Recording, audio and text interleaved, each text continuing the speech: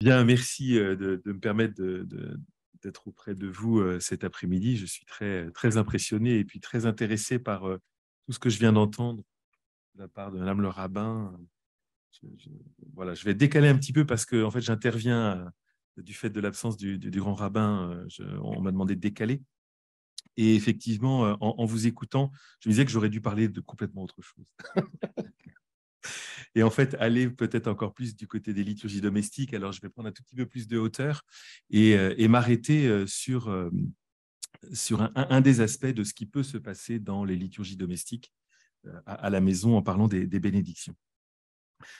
Tout d'abord, je voulais simplement reparler une petite expérience. À chaque fois que je vais à Jérusalem, et j'y étais encore il y a 3 semaines, je suis toujours frappé par comment dire, une scène que je vois régulièrement quand je descends au mur occidental, de voir le père de famille qui descend avec son enfant ou ses enfants et qui leur apprend les gestes pour prier avec la foi de leur père. Et comme si ces inclinations, les paroles prononcées dans le murmure de la prière, le regard, le mouvement du corps dont vous parliez tout à l'heure, pour caractériser la relation entre Dieu et son peuple, finalement deviennent comme autant de jalons pour transmettre la juste attitude du croyant devant Dieu. Et le pape François, j'ai trouvé, et le pape François, dans Desiderio Desideravi, donc la lettre qu'il a adressée au peuple de Dieu en juin 2022, évoquait justement cette manière de transmettre les gestes et les mots de la prière. Voilà ce qu'il dit, et je vous laisse lire l'intégralité de la citation, donc c'est le numéro 47. Peut-être, je souligne simplement, peut-être n'avons-nous pas de souvenir de cet apprentissage, hein, de celui qui m'a pris la main pour m'aider à tracer sur moi le signe de la croix. Donc, souvenir de cet apprentissage, mais nous pouvons facilement imaginer le geste d'une grande main qui prend la petite main d'un enfant et l'accompagne lentement en traçant pour la première fois sur son corps le signe de notre salut. Et il continue justement en rappelant avec justesse la capacité de formation et de transmission dont toute la liturgie chrétienne est animée, parce qu'elle ne vise pas, et je le dis devant Pauline, elle ne vise pas à transmettre un savoir sur Dieu, ce qui la réduirait certes à une belle catéchèse, mais à une catéchèse en habit de prière, pas plus non plus qu'à traduire en geste un programme préalable, ce qui la cantonnerait finalement à n'être qu'une simple pratique. Comme alliance de mots et de gestes, la liturgie, elle est de l'ordre d'un apprentissage pour vivre selon le cœur de Dieu. Irénée de Lyon disait dans ses écrits qu'il fallait que la liturgie nous permettait de nous accoutumer aux mœurs divines. D'une certaine façon, parler ainsi, et c'est ce que je vais essayer de faire cet après-midi, nous invite à découvrir comment la liturgie est un lieu et un temps où notre vie est mise en forme de vie divine. C'est-à-dire qu'elle n'apprend pas simplement à vivre d'une certaine manière propre qui serait la marque des chrétiens, mais elle devient une vie divine, c'est-à-dire où sa figure apparente devient l'expression accomplie de Dieu, du don que Dieu nous a fait au jour de notre baptême. Comme le dit le pape François dans la suite de Desideravi, il s'agit de devenir lui. Alors, interroger la capacité de la liturgie à transmettre et sur ce qu'elle transmet, finalement, nous demande d'accepter de ne pas l'instrumentaliser en fonction des options d'un groupe, d'un courant spirituel ou des opinions, parce qu'elle est toujours un don que Dieu fait aux hommes par la médiation de l'Église pour lui offrir les mots d'une prière authentiquement chrétienne. Et d'une certaine façon, elle nous invite à redécouvrir que la foi est une réponse humaine à la parole que Dieu nous adresse. Finalement, ce que la liturgie nous dit, c'est que Dieu ne nous impose rien, mais il nous donne tout. Et si la liturgie est un apprentissage, elle est d'abord l'apprentissage d'un dialogue, celui de Dieu avec les hommes qui, en retour, eh bien, prennent le même chemin pour s'adresser à lui. Alors pourquoi parmi ces gestes et dans ces paroles, les bénédictions représentent un lieu majeur pour découvrir la manière dont nous sommes mis en forme par ce que nous faisons en liturgie. Alors vous me direz, pourquoi s'intéresser aux bénédictions? Alors je me suis dit que Christophe, en me posant cette question, en me faisant cette commande, avait une idée dans la tête. Alors je me suis plongé dans un texte que je ne connaissais pas, je dois le confesser devant vous, j'espère que je serai pardonné. Donc le fameux texte de 73, peut-être parce que c'est l'année de ma naissance, et surtout que finalement, je suis un héritier de tout ce mouvement et que ça me semble être comment dire, une forme de... C'est mon air, c'est quelque chose que je parle sans forcément m'en rendre compte. Parce que le texte de 73, ce qui m'a frappé en le lisant, attire l'attention et désigne la fine pointe de ce que la liturgie propose aux chrétiens, à tout chrétien qui prend le chemin de la prière de l'Église. Le texte de 73 évoque la vocation particulière du peuple juif en la désignant comme la sanctification du nom, ayant pour conséquence, cette sanctification, de transformer la vie et la prière du peuple juif en une bénédiction pour toutes les nations de la terre. D'une certaine façon, quand Dieu adresse une bénédiction, c'est-à-dire quand il dit du bien de son peuple, sa parole n'est pas une protection, sinon il aurait échoué, et les événements du siècle passé nous l'ont rappelé. Donc, quand Dieu adresse une bénédiction, ce n'est pas simplement pour une protection à la manière d'un parapluie, mais une parole qui fait ce qu'elle dit, c'est-à-dire une parole-action qui transforme celui et ceux qui la reçoivent pour qu'ils deviennent eux-mêmes à leur tour une parole de bien autour d'eux. Ce qui fait que cela déplace la bénédiction, elle n'est pas simplement pour les bons moments, mais c'est qu'au cœur même des pires moments, elle nous apprend à devenir une bénédiction, même quand l'adversité la plus fondamentale s'exprime. Donc, dans le texte de 73, l'intérêt, c'est de porter le regard sur la manière dont Dieu, à travers sa propre parole, transforme ceux qui écoutent sa parole et qui la mettent en pratique.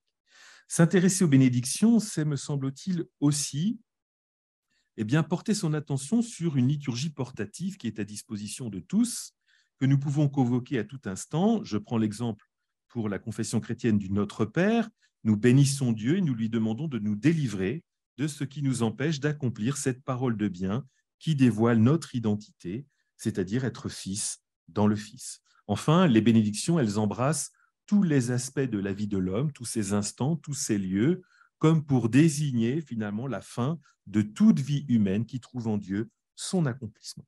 Alors, première étape que je voudrais parcourir avec vous, un peu à grandes enjambées, je m'en excuse déjà par avance, mais on pourrait y passer 2 jours, rien que déjà là-dessus, c'est-à-dire de regarder comment Dieu est à la source de toute bénédiction. Et nous le savons, la Bible est tissée par de nombreuses bénédictions. Je n'ai pas compté, je vous rassure, mais les concordances nous disent qu'il y a à peu près 650 occurrences du terme bénir ou bénédiction dans la Bible. Autant vous dire que c'est un refrain qui revient souvent. C'est vraiment un refrain presque un peu lourd, c'est-à-dire presque à toutes les pages d'une certaine façon. Et ces bénédictions, elles rythment la longue relation entre Dieu et les hommes. D'une certaine façon, la bénédiction n'est pas simplement présentée comme une antithèse à une malédiction qui veut prévenir les mésaventures ou les errances humaines. Au contraire, elle exprime le projet que Dieu pose et que Dieu a pour son peuple, qu'il devienne le peuple saint, le peuple de l'Alliance, témoin des merveilles de Dieu pour le monde. Alors, partir de la source, c'est évidemment jouer avec le mot et avec sa racine. Alors, je me permets, en tremblant devant les hébraïsants, d'oser faire ce travail, en tout cas de convoquer la racine Beraka, qui exprime à la fois la source de la bénédiction elle-même et le résultat de la bénédiction. Et c'est très intéressant. Et c'est très intéressant de ne pas séparer les trois. C'est-à-dire que cette sorte d'unité de sens dont la Bible ne va pas cesser de développer les harmoniques, nous allons la retrouver constamment. On peut aussi remarquer que Berek veut dire genou et que Beraka veut dire aussi nappe d'eau. C'est-à-dire la nappe d'eau près de laquelle on s'agenouille pour boire. Car à l'origine, lorsqu'on bénissait Dieu, on s'agenouillait en un acte d'adoration et quand on bénit d'autres êtres humains, on restait debout. C'est pourquoi je vous ai mis cette petite citation du psaume 95. « Entrez, prosternons-nous, inclinons-nous, mettons-nous à genoux en présence du Seigneur qui nous a fait. » Et ici, le mettre à genoux, c'est une forme verbale, c'est la forme, de Beraka. On pourrait aussi s'appuyer sur le psaume 133. Vous tous bénissez le Seigneur, vous qui servez le Seigneur, qui veillez dans la maison du Seigneur au long des nuits, pardon. Que le Seigneur te bénisse de Sion, lui qui a fait le ciel et la terre.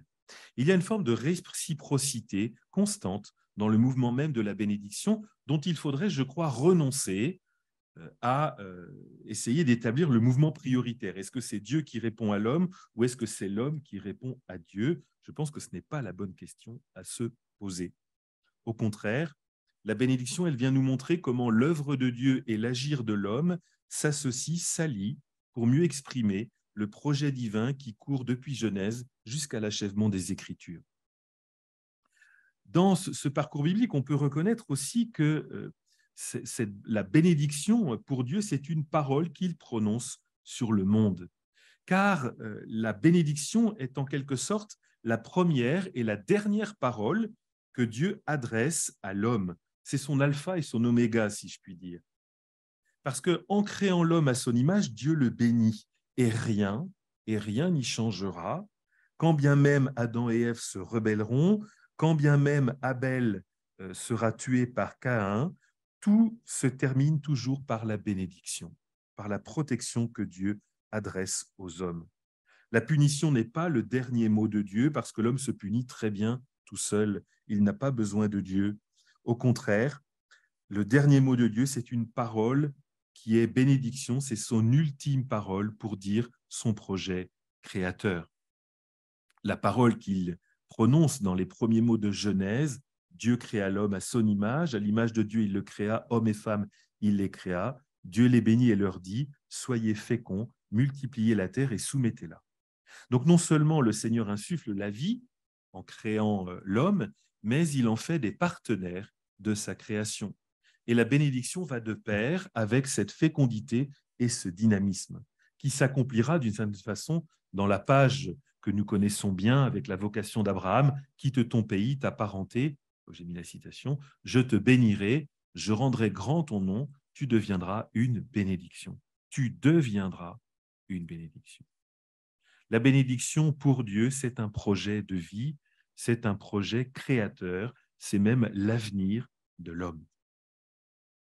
Avec Abraham, d'une certaine façon, nous célébrons l'alliance à venir et surtout l'alliance advenue, scellée une fois pour toutes. Quand nous faisons mémoire du départ d'Abraham, c'est finalement pour chanter la miséricorde de celui qui l'a appelé à partir. Abraham est plus que béni de Dieu, il est fait bénédiction pour qu'en lui, tous, nous puissions recevoir la bénédiction et pour qu'en bénissant le nom d'Abraham, eh bien, nous bénissions un jour le nom qui est au-dessus de tout nom. Bénir, littéralement bien dire, dire du bien, dire le bien, est la forme première de l'agir divin par sa parole toute puissante, aussi bien dans l'acte de création que dans l'œuvre du salut. Dieu crée et sauve le monde en le bénissant, en l'ordonnant au bien. C'est-à-dire déjà en séparant le chaos pour l'organiser en cosmos par sa parole, c'est déjà une parole de bénédiction. Ensuite, dans l'Écriture, eh bien, la figure du Christ, la révélation finalement de cette attitude divine, de cette attitude de bénédiction s'achève dans l'événement pascal de la mort et de la résurrection du Christ. Les passages bibliques nombreux pourraient nous dire en particulier eh bien, les différentes dimensions de la bénédiction qui s'entrelacent pour mieux exprimer comment l'itinéraire pascal du Christ, pour ceux qui le parcourent en particulier, eh bien, sont une entrée dans l'alliance nouvelle et éternelle. Et ce chemin transforme ce qui est trop souvent réduit à une simple pédagogie pénitentielle, par exemple pour le cheminement du carême, eh bien, en un apprentissage humain de la bénédiction de Dieu. C'était, rappelez-vous, le deuxième dimanche de carême, nous avions cette vocation d'Abraham avec, en réponse dans l'Évangile, le récit de la transfiguration. Donc, devenir bénédiction comme Abraham, c'est accepter d'être transfiguré pour devenir véritablement bénédiction pour le monde. Le Christ est au cœur de toute bénédiction puisque ces dernières trouvent leur sens dans la nouvelle alliance, et c'est la citation du livre des bénédictions au numéro 10. Les bénédictions entendent illustrer et doivent manifester la nouveauté de la vie dans le Christ. Donc, proclamer les merveilles de Dieu, c'est faire mémoire du salut en Jésus-Christ. Et pour s'en convaincre, il suffira, et nous allons le faire tout à l'heure, de porter attention au livre des bénédictions. Je n'ai pas le temps de faire tout ce travail, mais il faudrait aller lire l'ensemble des passages bibliques qui sont donnés à entendre dans le livre des bénédictions pour comprendre que toujours, les bénédictions s'adressent d'abord au Père pour rendre grâce de son action et appeler sur les hommes que le salut manifesté dans le Christ soit porté à son plein achèvement. Être béni par Dieu, alors je crois que voilà. Le Christ, d'une certaine façon, j'oubliais, le Christ nous apprend ainsi la juste attitude face à Dieu. Avant même de demander à Dieu ses bienfaits, il nous faut apprendre à le bénir, à reconnaître en lui la source de tout bien et lui rendre grâce. C'est ce que nous faisons au cœur de la prière eucharistique, en particulier avec la nouvelle traduction du missel romain, puisque la nouvelle formule au cœur du récit de l'institution de l'Eucharistie nous rappelle que Jésus fait exactement ce que fait tout croyant. Il dit la bénédiction, il ne bénit pas par lui-même, il demande à Dieu de bénir et ainsi il rend grâce. Alors, deuxième étape, la bénédiction est un projet de vie. Vous avez bien compris où est-ce que je voulais en venir en traversant à grandes enjambées l'Écriture sainte, c'est-à-dire de comprendre finalement que si l'homme et la femme sont partenaires de l'alliance avec Dieu depuis les premiers mots de création, eh bien le psaume 8 dessine finalement l'objectif final de cette création, que le nom de Dieu soit glorifié. Alors on pourrait s'étonner de cette finalité, parce qu'on pourrait penser que si Dieu a un projet, eh bien, c'est finalement de nous permettre d'atteindre une vie paisible dans une nature rendue à son harmonieuse origine. Or, l'objectif de la sanctification du nom, tel que nous le donne à entendre le document de 1973, peut sembler, comment dire, un rien abstrait ou lointain, voire quelque part inaccessible si on ne le situe pas au cœur de la relation primordiale entre l'homme et Dieu, et l'homme et son Créateur. L'apôtre Paul, d'ailleurs, le dit très, très clairement, hein, pour nous rendre sensibles justement à ce que la manière dont nous devons glorifier le nom de Dieu, la manière dont nous devons sanctifier son nom, je vous exhorte, frères, par la tendresse de Dieu, à lui présenter votre corps, votre personne tout entière, en sacrifice vivant, saint, capable de plaire à Dieu. C'est là pour vous la juste manière de lui rendre un culte. Donc, quel est l'art de la liturgie, sinon de nous donner les moyens concrets de faire de toute notre vie cette bénédiction attendue par Dieu, afin que Dieu y soit parfaitement glorifié et dans ce mouvement même d'admiration, que les hommes soient sanctifiés. Alors, arrêtons-nous quelques instants pour faire un petit focus sur les bénédictions dans la liturgie de l'Église. Les bénédictions, elles font partie des actes cultuels majeurs dans la vie de des églises chrétiennes, et plus particulièrement dans l'Église catholique. Elles sont parfois liées à la célébration des sacrements. On peut citer le rituel de l'initiation chrétienne des adultes pour les membres des services de catéchèse qui nous écoutent. Ils savent bien qu'il y a, au cours de tout cet itinéraire, un certain nombre de bénédictions qui sont proposées pour accompagner l'édification dans la foi pour les catéchumènes. Elles sont aussi des étapes, en tant que sacramentaux, elles sont des étapes liées à des activités humaines diverses pour tenir compte finalement dans des situations particulières de la manière dont Dieu agit auprès des hommes et comment il les entoure de sa grâce.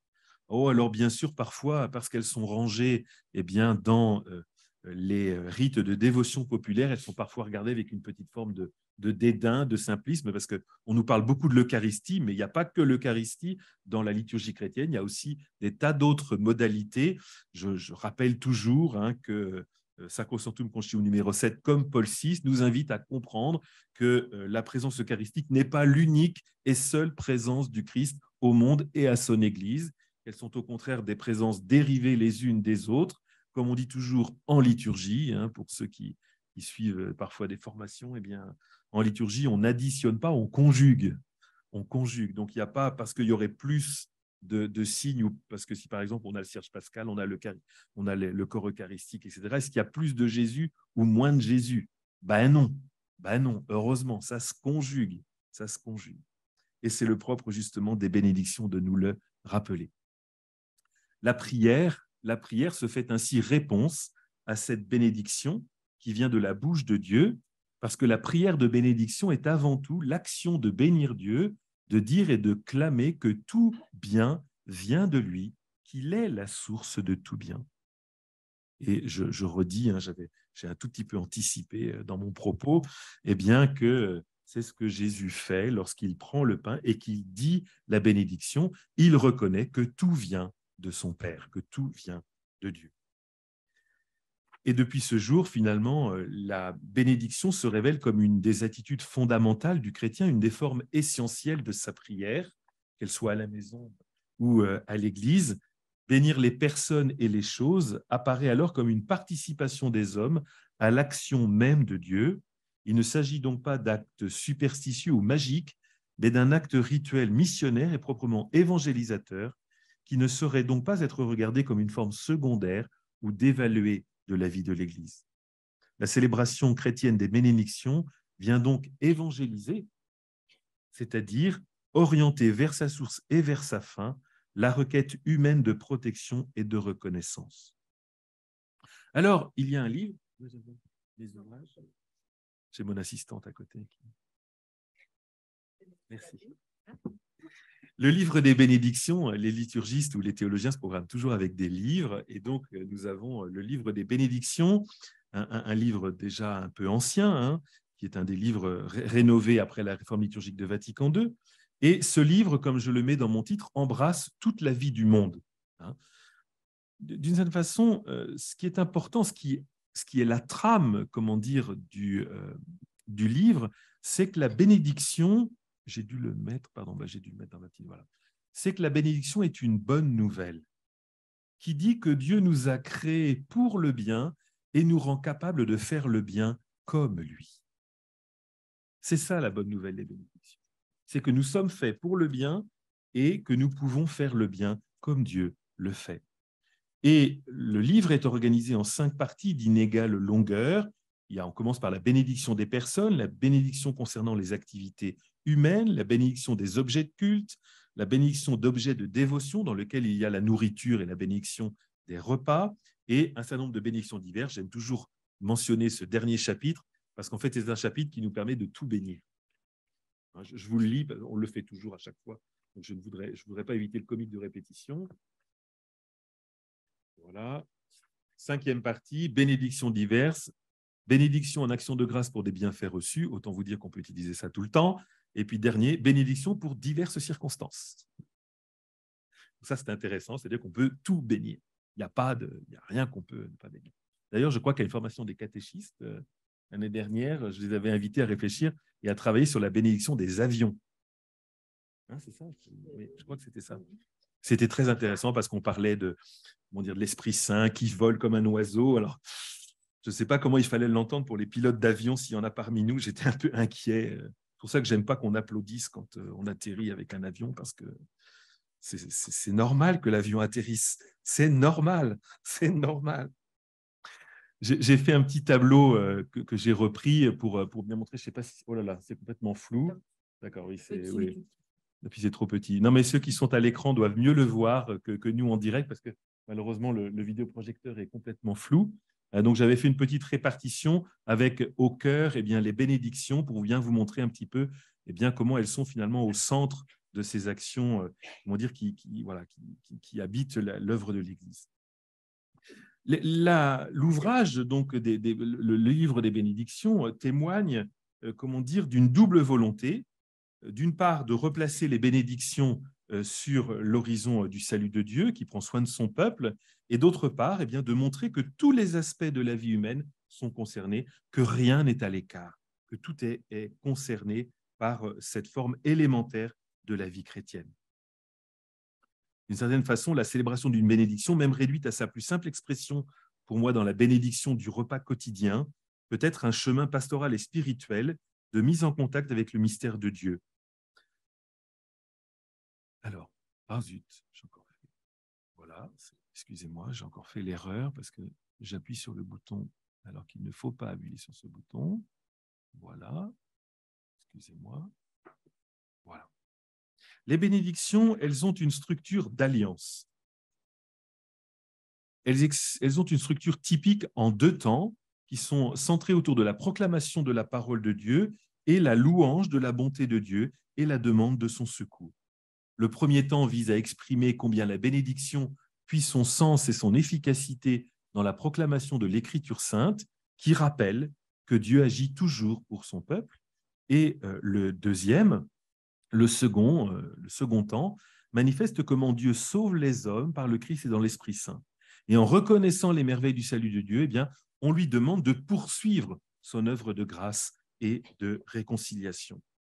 Cette structure typique, elle se déploie en une séquence rituelle qui se veut être une matrice de l'alliance avec Dieu. Voilà pourquoi les bénédictions sont toujours liées à des personnes. Quand bien même on bénira des objets de dévotion, quand bien même on bénira des lieux, quand bien même on bénira un avion, eh bien, c'est toujours lié fondamentalement aux personnes et à la mission qui leur est confiée. Quand on bénit une voiture, eh bien, on bénit surtout celui qui la conduit pour qu'il ne fasse pas n'importe quoi quand il est sur la route et qu'il prenne soin de ceux qui sont dans la voiture.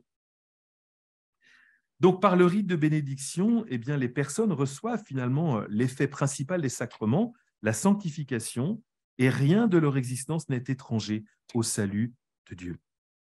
Donc, la célébration ne vise pas seulement à reconnaître les traces de la bonté de Dieu, mais également eh bien, de nous permettre de travailler à la pleine manifestation de la royauté du Christ, comme le dit la préface du Christ roi de l'univers, règne de vie et de vérité, règne de grâce et de sainteté, règne de justice, d'amour et de paix. Tout ça, finalement, pour vous montrer que ce livre, je vais un peu trop rapidement, bien sûr, mais tout ça pour vous montrer que ce livre, finalement, veut conduire les hommes à participer à l'œuvre créatrice et salutaire de Dieu en ordonnant, en organisant toute leur vie, toute leur existence au service de la charité. Parce que l'alliance que Dieu a faite avec son peuple demande de se réaliser et de s'accomplir au cœur de toute vie humaine. J'en arrive à mon dernier point, finalement la bénédiction comme transmission et apprentissage de l'alliance, puisque c'était finalement l'horizon, c'est-à-dire qu'est-ce que l'on transmet dans une liturgie à la maison quand on fait une bénédiction, qu'est-ce qu'on transmet dans une liturgie ecclésiale lorsque l'on bénit les personnes au cœur de la liturgie. Eh bien, il me semble qu'on leur transmet et qu'on leur apprend eh bien, à vivre de l'alliance. Parce que la liturgie ne peut pas se réduire à une théologie en actes, ni à une transmission d'un contenu thématique, ni seulement à une pratique morale, eh bien, elle nous invite à comprendre que la transmission s'opère en participant à la célébration, c'est-à-dire en participant à l'action liturgique de l'Église. C'est-à-dire que nous ne mettons pas simplement en œuvre un programme, nous devenons ce que nous célébrons.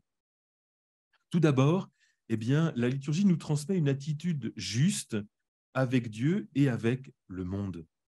Les bénédictions, elles visent finalement à établir les personnes qui les célèbrent, c'est-à-dire aussi bien ceux qui les reçoivent, qui vont être bénis, que ceux qui les organisent et qui les vivent, eh bien, dans une communion nouvelle au sens le plus plénier du mot. Et c'était ce qu'on entendait ce matin à travers les propos du grand rabbin.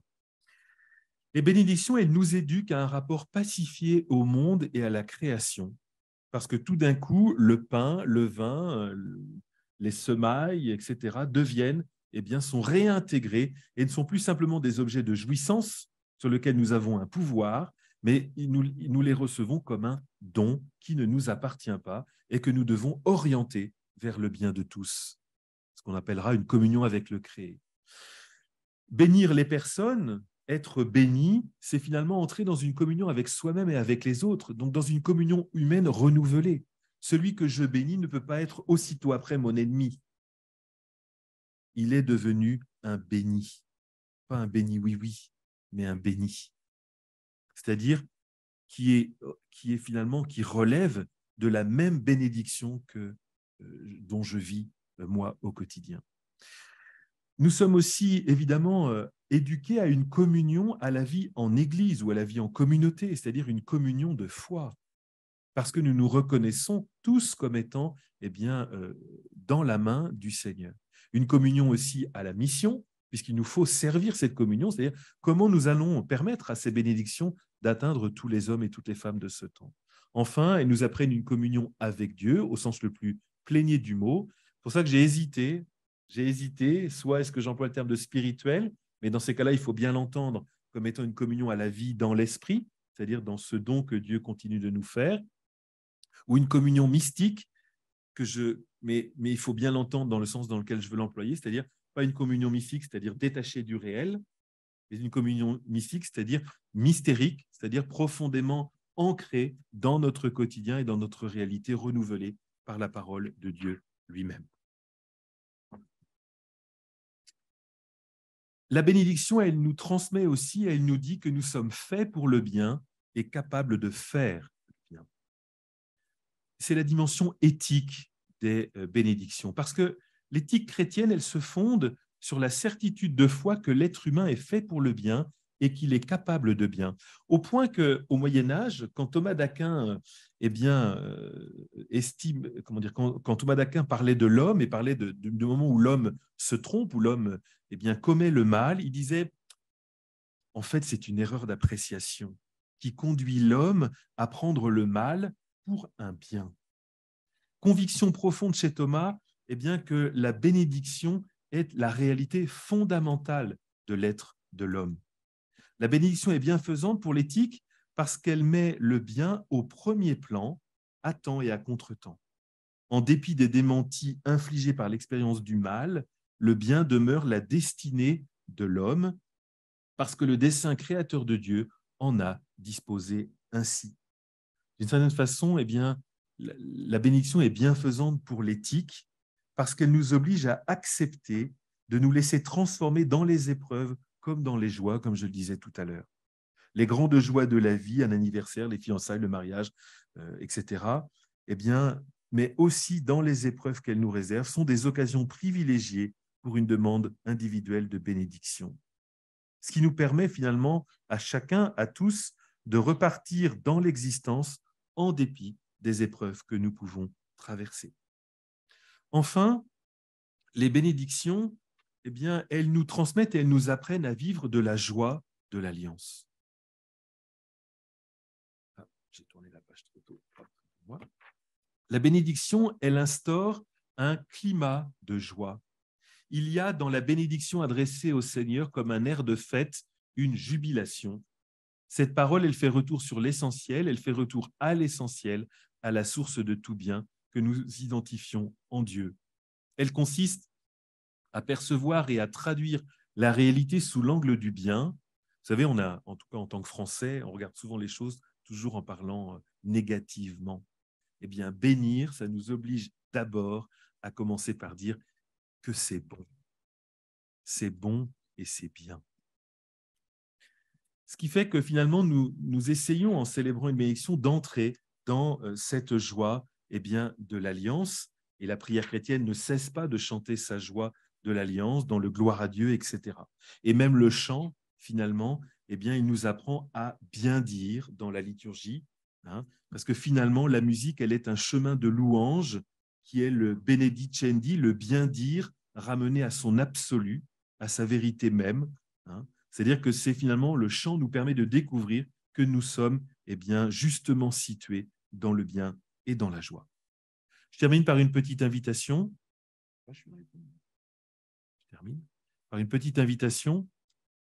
Venez les bénis de mon Père. Peut-être que les bénédictions, c'est cela qu'elles essayent de nous transmettre, que nous les vivions à la maison très très concrètement ou que nous les vivions de manière publique et solennelle.